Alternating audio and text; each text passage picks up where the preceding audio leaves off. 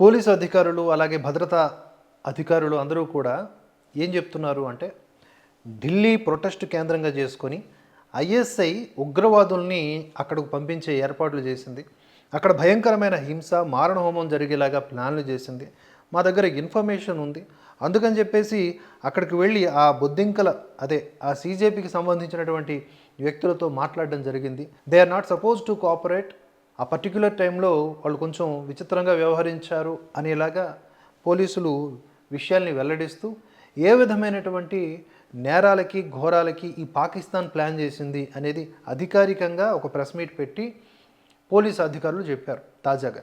అయితే ఈ విషయాల్ని సీజేపీ దగ్గరకు తీసుకువెళ్ళి మీరు ఎందుకు ఇలా టెర్రరిస్టులకి అనుకూలమైనటువంటి వాతావరణాన్ని కల్పిస్తున్నారు అంటే వీళ్ళు ఏం మాట్లాడుతున్నారండి, అది నేను ప్లే చేసి చూపిస్తాను, అది ప్రభుత్వం యొక్క చేతకంతనం, మేమేం చేయాలి అనేలా మాట్లాడుతున్నారు. కానీ ఆ అలజడి రేగక ముందే పోలీసులు వాళ్ళతో మాట్లాడుతున్నటువంటి దృశ్యాలు కూడా మనం ఇక్కడ చూడొచ్చు. ఏది ఘర్షణలు తలెత్తక ముందే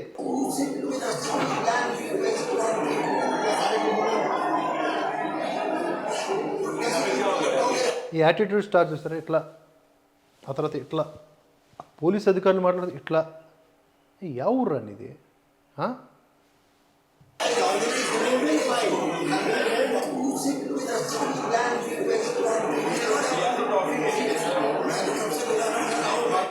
ఇక్కడ అవుట్ ఆఫ్ కంట్రోల్ సిచ్యువేషన్స్ నెలకొన్నాయి. ఇప్పుడు కాదు నేను చెప్పేది, కొద్ది రోజుల క్రితం, ఆ రోజు చలో పార్లమెంట్ ఘర్షణలు తలెత్తిన రోజు, అంతకంటే ముందే వాళ్ళు చెప్తూ ఉన్నారు, ఆందోళన వ్యక్తం చేస్తూ ఉంటే వీడిట్లా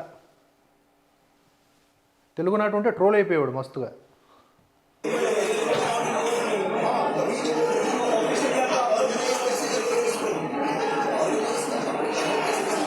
సో చాలా క్లియర్గా వాళ్ళు చెప్పారు, Delhi police officers can be seen repeatedly warning the CJP leadership that the protest was spiraling out of control, that criminal elements had entered the gathering and that there weren't enough volunteers to manage the crowd.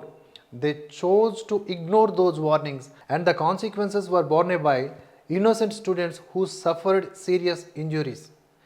Shouldn't these two who ignored these repeated warnings be held accountable for what followed అని చెప్పేసి ఇక్కడ మనం description చూడొచ్చు.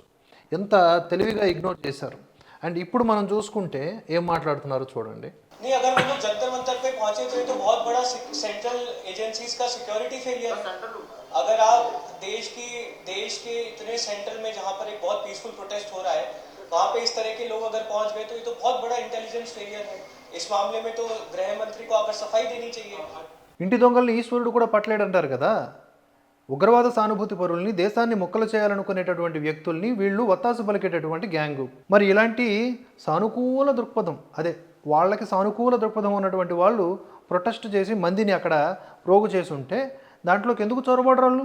So అలా చొరబడినటువంటి వాళ్ళని గ్రహించే కదా మీరు ఇక్కడ నుంచి ఖాళీ చేయండి అని చెప్తే యాటిట్యూడ్ స్టార్ ఏం చేశాడు అక్కడ? ఇప్పుడు ఇంటెలిజెన్స్ అనేది అక్కడ మనకు కరెక్ట్గా పనిచేసింది కాబట్టే లాఠీచార్జ్ చేసైనా చల్లాచెదురు చేయాలని డిసైడ్ అయ్యారు పోలీసులు. ఇప్పుడు వీడిలా మాట్లాడుతూ ఉన్నాడు. వీళ్ళందరూ ఎక్కడున్నారు? ట్రక్కులు పైకెక్కి కూర్చుని ఉన్నారు.